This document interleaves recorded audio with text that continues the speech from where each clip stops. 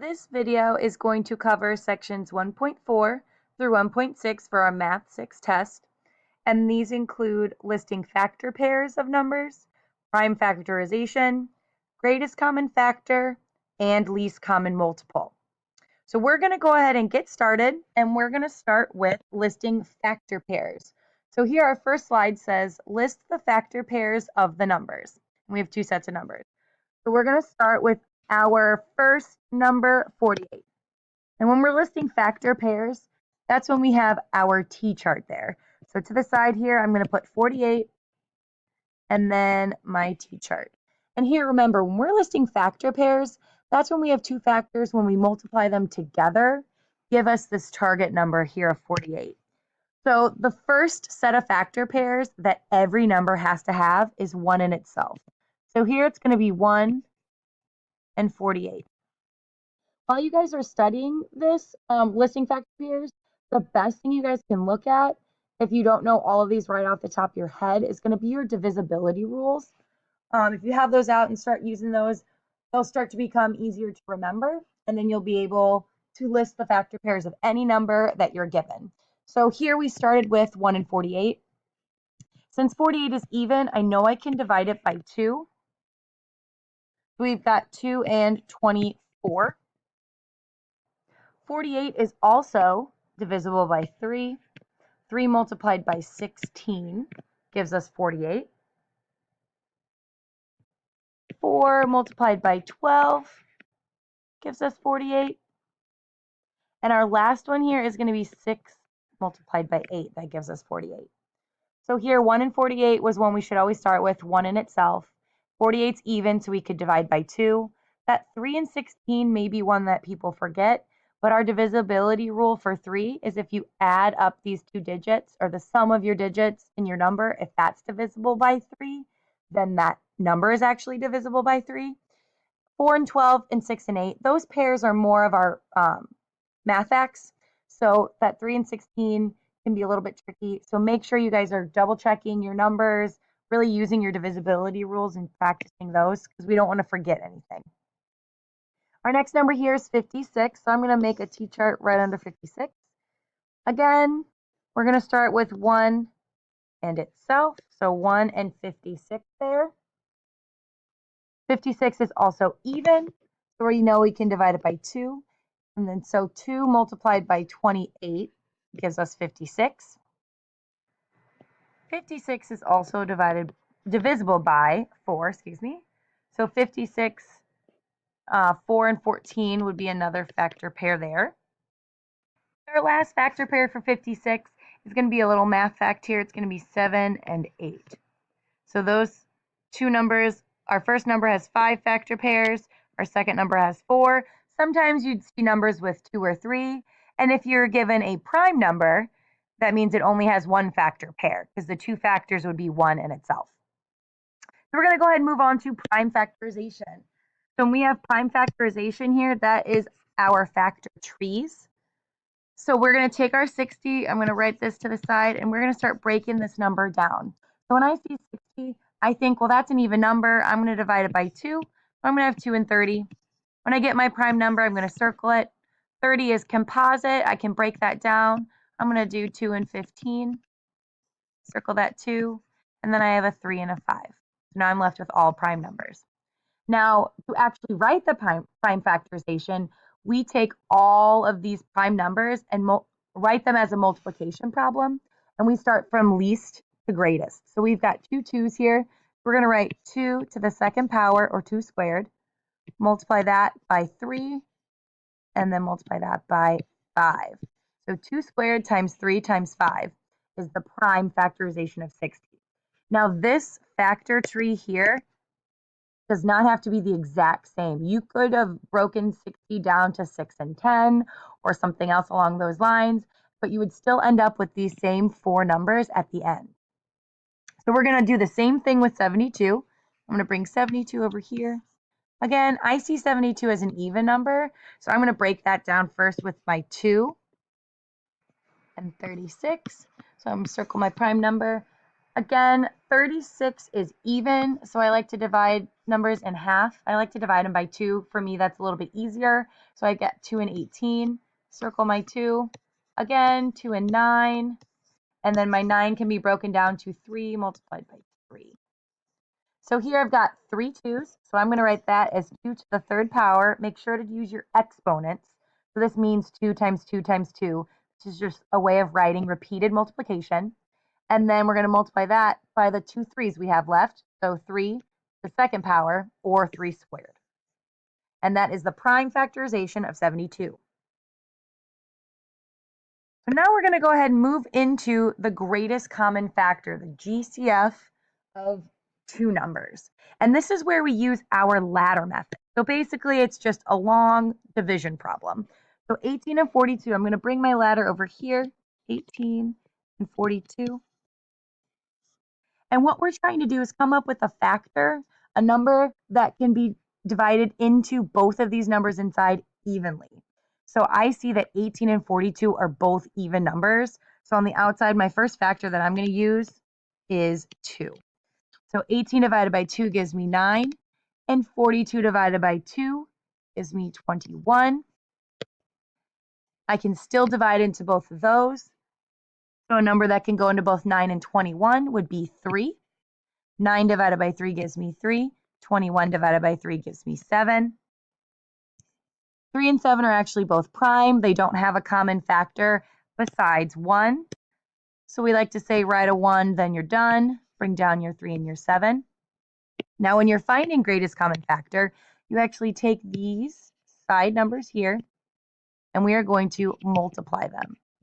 So 2 times 3 times 1, that gives us 6. So here the GCF of these two numbers, the greatest common factor would be 6, meaning the largest common number that can be divided both into 18 and 42 evenly would be 6. So we're going to do the exact same process with our second set of numbers, 38 and 68. So go ahead and try this one with me. 38 and 68, those are both even, so I'm going to divide by 2. So 38 divided by 2 would be 19. 68 divided by 2 would be 34. And because 19 is a prime number, the only factor of 19 and 34 that's common would be a 1. So we're going to write a 1, then we're done. This one was a little bit shorter. Again, we look at our side numbers here, and we multiply those. So here, 2 multiplied by 1, that gives us 2. So the GCF of these two numbers is just 2. So we're going to go ahead and move right along to the least common multiple. And the great part about this is we're using the exact same process we just used on the last slide. We're actually going to use that ladder method again. So we're going to do the exact same thing. I'm going to bring 8 and 14 over here and set up my ladder method. So 8 and 14 are both even. I'm going to divide them both in half. 8 divided by 2 is 4. 14 divided by 2 is 7. The only common factor these two numbers have would be a 1. So we bring down the 4 and the 7. Now the difference here is we're going to make an L. So we actually take all of these numbers, circle all these numbers, and we make our L. And we're going to multiply all of these together. And that's going to give us our least common multiple. So 2 multiplied by 1 gives us 2. Multiplied by 4 gives us 8. And then 8 times 7 gives us 56. So our least common multiple of 8 and 14 is 56. So we're going to go ahead and do the exact same process with our 18 and our 30. So I'm going to set up our ladder method here, 18 and 30. So again, these two numbers are even. So I'm going to put a 2 as my factor. 18 divided by 2 is 9. 30 divided by 2 is 15. 9 and 15 actually have a common factor of 3. So 9 divided by 3 gives me 3. 15 divided by 3 gives me 5. Now these two numbers have only a common factor of 1. So we're going to write a 1, then we're done. Bring down our 3 and our 5. Again, we're going to circle these outside numbers that create that L shape, and we're going to multiply them together. So 2 multiplied by 3 gives us 6, multiplied by 1 stays the same. 6 times 3 gives us 18. And we take 18 multiplied by that last number 5, and we get 90. So our GCF of 18 and 30 is 90. Now we're going to go ahead into a couple word problems. So our first word problem here says you are creating identical picnic baskets. So that's important. They're all the exact same. Identical picnic baskets using 30 sandwiches and 42 cookies. What is the greatest number of baskets that you can fill using all of the food? So here we're trying to figure out how many identical baskets we can make with 2 different values of sandwiches and cookies. So since we want to know the greatest number, we're actually going to do the GCF here. We're going to find the greatest common factor between those 2 numbers of 30 and 42. And once we find that greatest common factor, that's going to be how many picnic baskets we can make that are identical. So we're actually going to set up our ladder method, 30, 42. Here our 2 numbers are even. We're going to start with 2. 30 divided by 2 gives us 15. 42 divided by 2 gives us 21. There's a common factor of 3 there. So 15 divided by 3 gives me 5. 21 divided by 3 gives me 7. And we're left with 2 prime numbers. So we're going to write a 1, then we're done. And remember, we use these side numbers here. And when we multiply those out, we get a GCF of 6, which in this case, since we're talking about a word problem, we need a word answer. So we need to label this. And in the context of the problem, we're talking about picnic baskets. So it says, what's the greatest number of baskets? We can make 6 picnic baskets.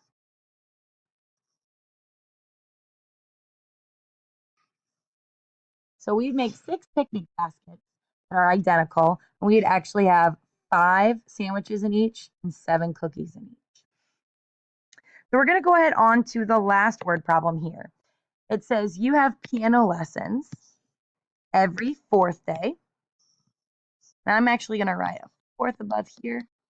I like to take, when we have numbers written in word form, I like to circle them or underline them and actually write the numerical version above it so I can remember that. So piano lessons every 4th day, guitar lessons every 6th day. Today you have both lessons. We have both. In how many days will you have both lessons on the same day? So right now we're starting with both piano lessons and guitar lessons. We have them on the same day. Piano lessons go every 4th day, every 4 days. And our guitar lessons every 6 days. We need to figure out in how many days are we going to have these 2 lessons at the same time. So we're actually going to find the least common multiple between those 2 numbers. So I'm going to set up a really quick ladder. This one's going to be pretty short, 4 and 6. Divide by 2. We get 2 and 3. Since the only factor between those 2 that's common is 1, so we're going to write a 1, then we're done. And remember, we make that big L shape. We're going to multiply them together. So 2 times 1 is 2, times 4, or times 2 is 4, times 3 is 12. So the LCM is 12. Now, in the context of this problem, we're talking about in how many days. So our answer would actually be 12 days.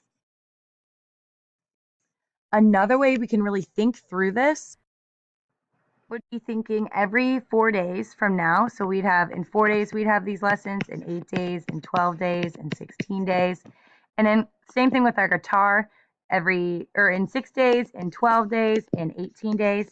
And since they have that 12 days in common, that's the first number they have in common, that would be our final answer, which would be, again, 12 days.